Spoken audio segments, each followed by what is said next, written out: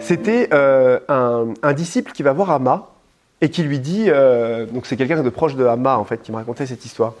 Et le disciple, il vient, il va voir Amma comme ça et il lui dit, écoute Amma, quand je viens et je te prie, parce que je prie le soir devant ta photo, etc.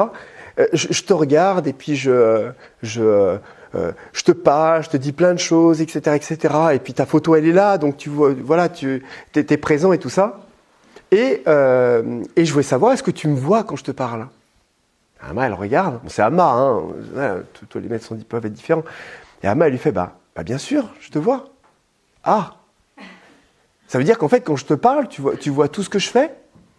Et elle dit, bah bien sûr que je te vois, mon fils. Mais bien sûr, mon enfant quand même, tu me parles, bien sûr que je te vois. Ah, bon.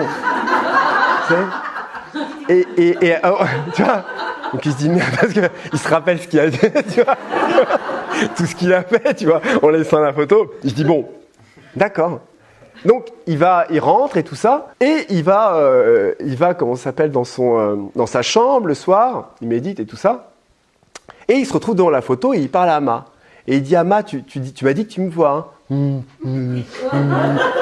Tu me vois là, alors que je te fais ça, tu me vois, et tout ça.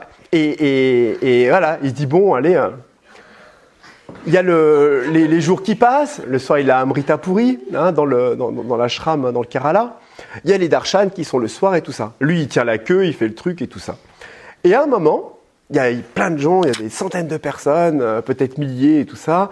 Il est pas loin d'Amma, elle est en train de faire le darshan, elle enchaîne les darshan et tout ça.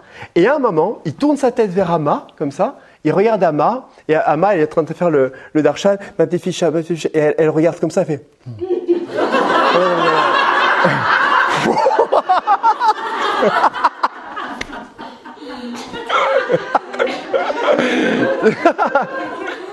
Donc comme quoi, hein, ce qui peut traverser les maîtres, hein.